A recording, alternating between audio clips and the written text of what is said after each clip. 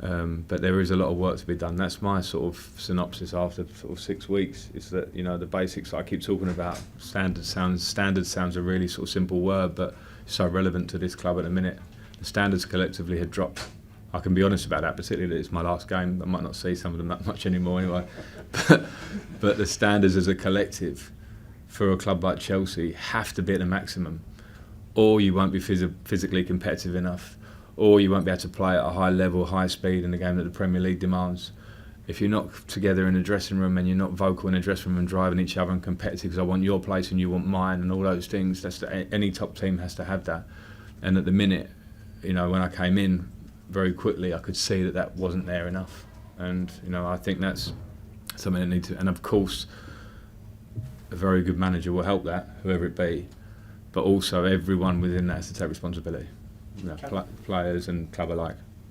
Hello and welcome to the last morning after show of this season. The season for Chelsea, horrible season, is finally over. Now our last game was against Newcastle. We drew that game 1-1. On goal by Kieran Trippier and a goal by Newcastle Anthony Gordon. Now, as we've seen from the clip afterwards from Frank, I totally agree with every word he says.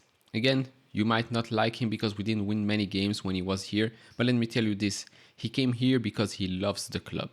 He knew very well he was not going to win many games. He knew very well what the issues at the club are. If you thought as a fan that he would turn things around in the last 10 games when you saw who we were playing, you were just lying to yourself. And by the way, I think it's pretty clear by now that the manager is not the issue with this crop of players, right? We had Tuchel, Potter, Frank. One season, nothing changed. So it's pretty safe to say that it's not always the fault of the manager. And it's not a problem just at Chelsea, it's a problem globally in the world of football. It's very, very easy to blame the manager because it's just one person, than to blame a collective group of people. Now, with regards to Chelsea, yes, I do feel that since the Americans came in and bought the club, the standards have dropped significantly.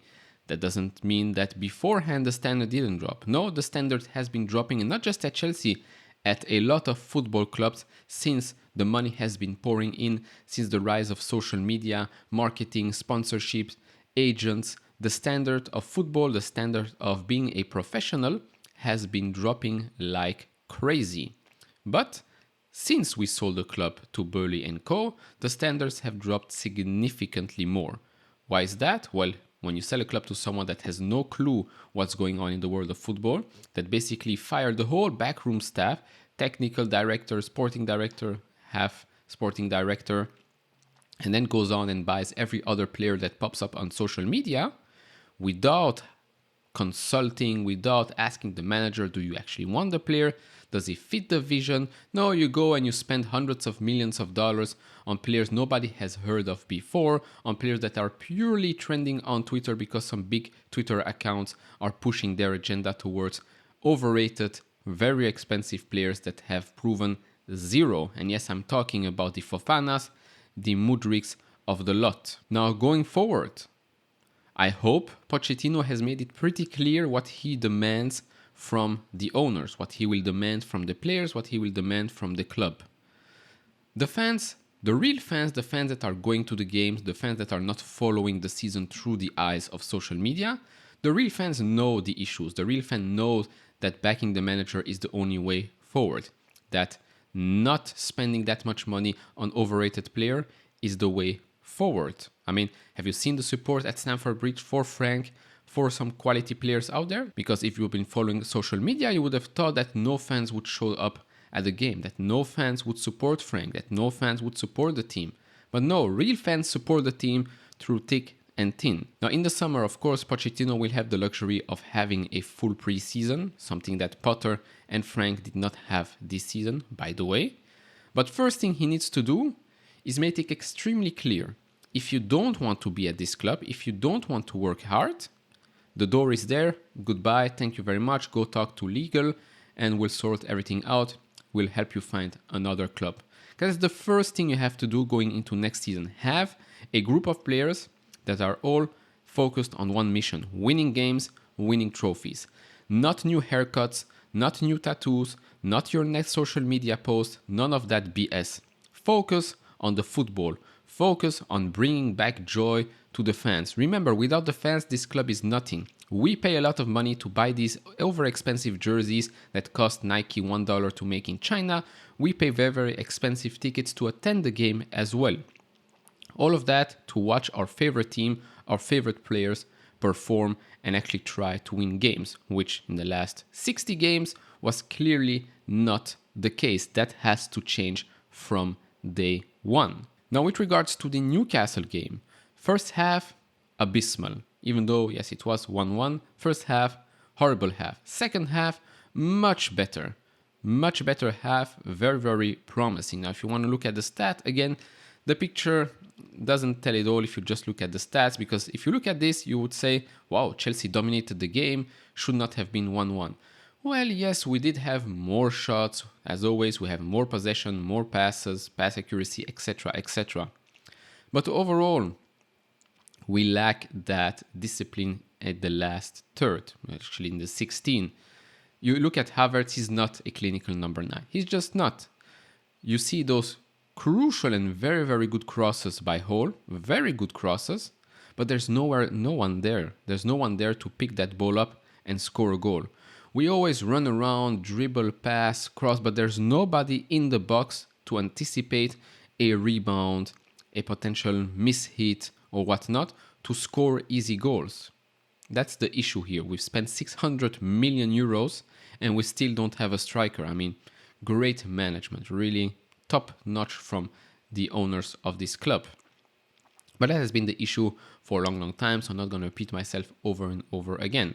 The second half was much better, very, very promising. Of course, huge standing ovation for Ruben. He's rumored to leave to AC Milan. I wish him all the best if that's the case.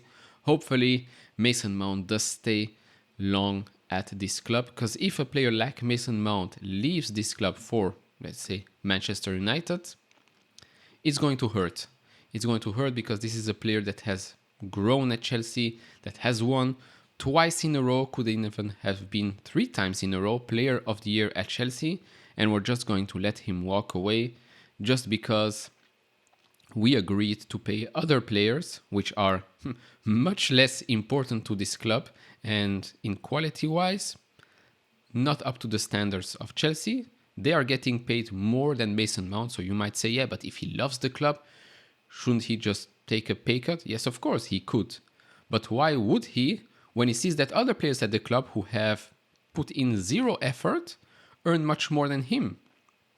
It just doesn't make any sense. And this is also an issue from management, contract managing. It makes no sense that we're always waiting until that last year of the contract to start talking about renewal, maybe selling, maybe not selling. I mean, look at the club at City. When a player has 3 years, 2 years left, they're already talking with that player, so you don't get that extra pressure from the agents during that last year, like, oh, if we don't get this amount of money, we're going to walk. Because obviously, then the player has the power and not the club. And with a player like Mason Mount, I mean, some might not like him, I don't know why. Every manager that came at the club, every manager internationally picks the man. Because when he plays, the game changes. Yes, he might be more clinical in the future, but at least he runs. At least he puts in the effort to recover the ball. He does something that a lot of players at this club do not do. Another example is Conor Gallagher. It's basically copy-paste Mason Mount, plus minus some details there. But to me, letting Mason Mount go is going to be a huge, huge mistake. There are many other players that should go out of this club before him. Then N'Golo Kante, hopefully he gets an extension by a year or 2, because I don't want to see him walk out of the club for free, which will be another Rudiger type of scenario, which again, great management of contracts here. But yeah, that's about it for this video, last video of this season. Maybe I'll cover and do some videos during the summer with regards to preseason. Maybe I'll even fly to the United States, who knows, depending on the prices. But overall, to conclude this season, I'll do another video with the overrated, underrated, overachiever, etc. If you're interested in that, maybe hit that thumbs up button, subscribe if you have not, would really appreciate that. And I see you all in the next one. Bye bye.